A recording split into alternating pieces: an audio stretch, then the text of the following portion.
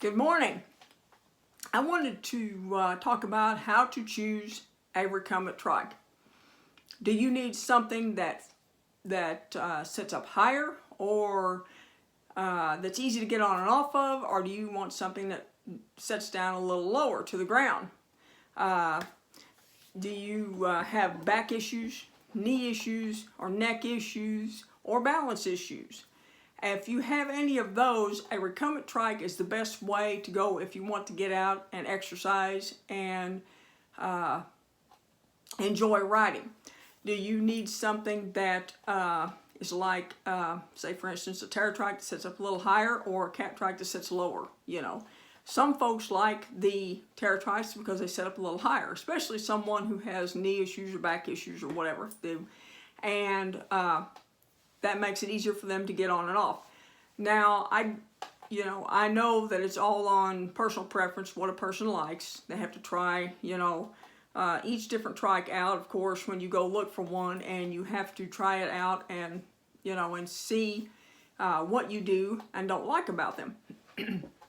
Do you need something that folds? They have folding trikes that make them easy to store, easy to transport, easy to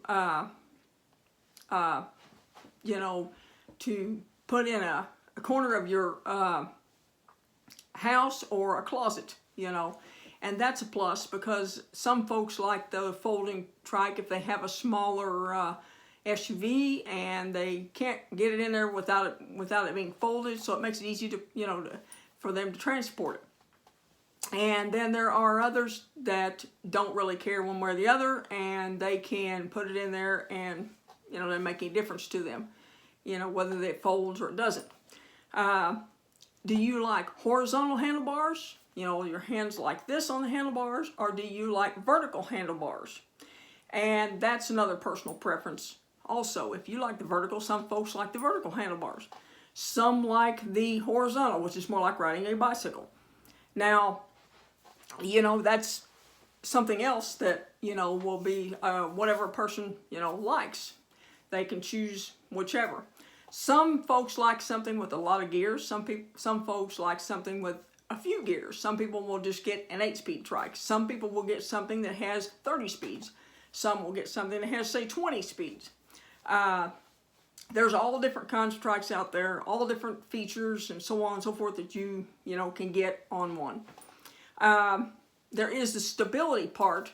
They have 2 wheels in the front and 1 in the back, and that's called a tadpole style, and it allows you to have the stability and not have to worry about falling over. Like, you pull up to a crosswalk, say you're on a trail and you pull up to a crosswalk across the street, and say you pull up there and you just tap the button and wait for it to say it's okay to cross, and traffic to stop and so on and so forth, and then you can go on across. You don't even have to get off of it. You can leave your feet on the pedals, and there are that's another thing, there are heel straps, and some folks like heel straps. You put your foot on the pedal and your heel goes in the strap, and it also keeps your feet from falling off.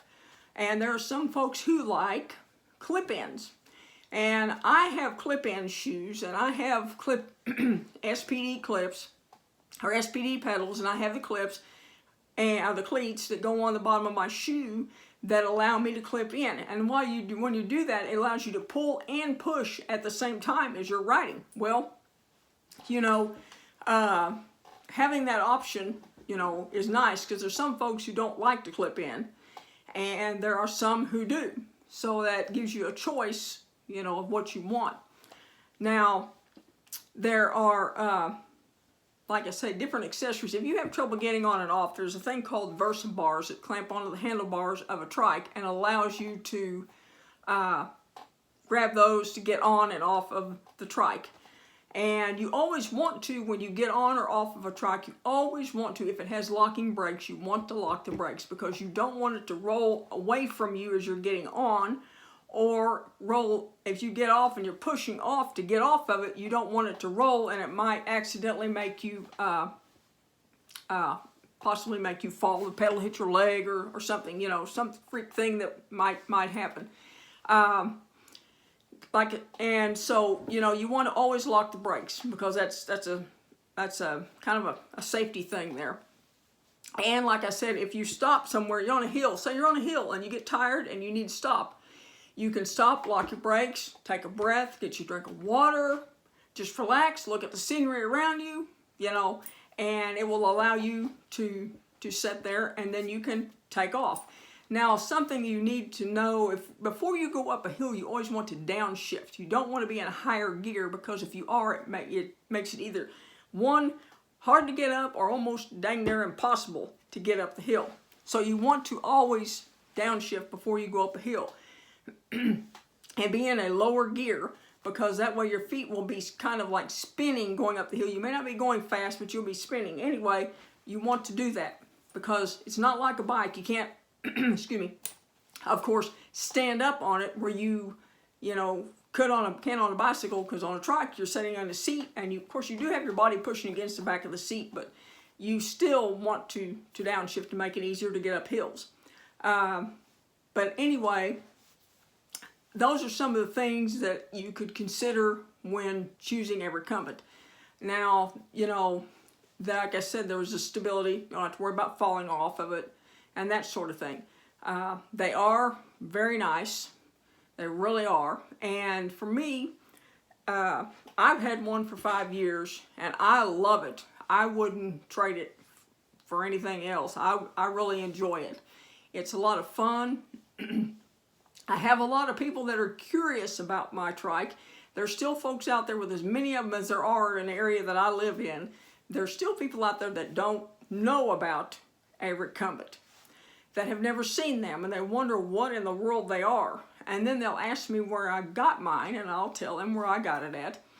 And, you know, they'll ask me all about it. But like I said, I really enjoy my trike. And my husband has one also. Actually, he got one before myself. I had a bike, and he had a recumbent trike. Now, he has problems with balance. He never could balance on a bike very well. So that was the reason that he bought a recumbent. And about 6 months later, I bought mine. So I'm glad that I did, because it makes a big difference. I have commuted to work, and some of the trails that I ride on are on some of the streets. Now, a lot of the streets that I have ridden on here are side streets, and there's in residential areas, very little traffic. I mean, a lot of, really, there's not a lot of traffic. And most people are very good about pulling over into the other lane and going around me, and you're supposed to at least give 3 feet. I mean, I'm going to say a good 98% of people are good.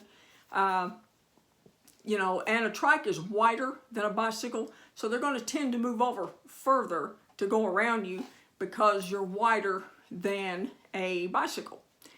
And so that's just some things that I wanted to tell you about a recumbent and how to choose one. That may not be everything, but that's a lot of things to consider in choosing a recumbent. Anyway, I want to thank you for watching. I hope you have a wonderful Sunday, and like, subscribe, and share.